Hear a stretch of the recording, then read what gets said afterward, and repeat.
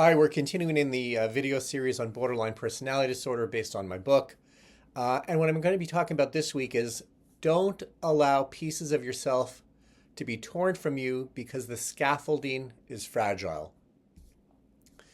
Identity is a composite of who we are based on ethnicity, family, environment, personal strengths and weaknesses, proclivities, physical and healthcare issues, and hopes and dreams, and much, much more.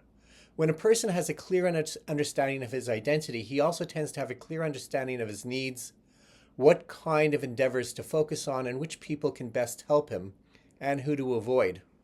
When a person's identity is uncertain or fractured, the person will seek out others for support through trial and error to repair and inform his sense of self. The borderline may feel that he is not internally cohesive, that is, that his identity and psychological health are somehow incomplete or a disrupted mosaic of tiles that may not even fit together properly, no matter how desperately he tries to rearrange them. Additionally, even if all the tiles fit together into a clear mosaic, it is often the case that the borderline will find that the tiles are not properly glued in place or that they can become easily jostled, causing the picture to become obscured. Thus, the borderline's identity is very fragile to begin with and can easily become disruptive. Whether the fractured picture was not cohesive to begin with, genetic abnormality, or becomes altered or disfigured, dysfunction, or pathological development, the borderline strives to gain meaning through his identity just like everyone else. When the borderline senses that other people chip away at his mosaic or remove tiles by demeaning his identity or personality integrity, it can be psychologically and emotionally devastating as it would be for anyone.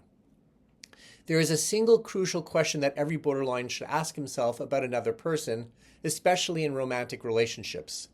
Does he make me feel better or worse about myself? The borderline may place more value on how other people value him than on how he values himself. The borderline, therefore, must be particularly careful with whom he develops relationships. A borderline may easily find himself in a destructive relationship or with a partner who does not really support his needs or have his best interests at heart.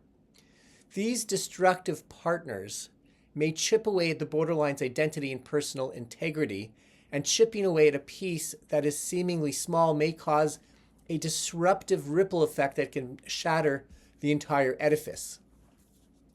Additionally, the borderline may be unable to differentiate between major slights and minor slights, so that any slight at all can have a negative cascading effect, causing havoc. Nonetheless, the borderline remains in such relationships because he cannot bear loneliness and does not have the psychological wherewithal or perhaps physical ability to provide for his own needs. Additionally, the borderline's dysfunction may be so pervasive that the only people who will tolerate him are other people with similar levels of dysfunction. Still, in the long run, it is probably better for the borderline to err on the side of caution, engaging in fewer social connections, pushing away anybody who eats away at his fragile mosaic sense of self. The borderline should not sacrifice pieces of himself just to let someone else feel more complete or to avoid loneliness, particularly because doing so places a great deal of power and control in the other person. There is an important related concept called scaffolding, which are artificial structures of psychological support. It is primarily used in the context of children who suffer with developmental and/or learning disabilities. The idea is to provide a strong platform to support the child so that he gains the tools he needs to properly meet social, personal, academic, community challenges, gaining self-assurance so that by adulthood, the child can be largely independent, no longer dependent on scaffolding for him to feel secure and safe and stable. The problem is that the borderline may not begin to recognize his personal challenges until he is a young adult or even older. and placing proper scaffolding in place in adulthood becomes difficult and sometimes even impossible. Ideally, BPD would be recognized at a young age and scaffolding constructed so that by adulthood the borderline would be on a healthier and safer ground and healthier and safer pathway. Unfortunately, this is rarely the case for several reasons, including the derelict duty of pediatricians to consider psychiatric issues, teachers who do not have clinical training. Many borderlines do not show obvious signs of the disorder until late into adolescence or young adulthood, and many parents remain idealistic or optimistic, hoping the child will simply grow out of what is deemed a difficult stage of development.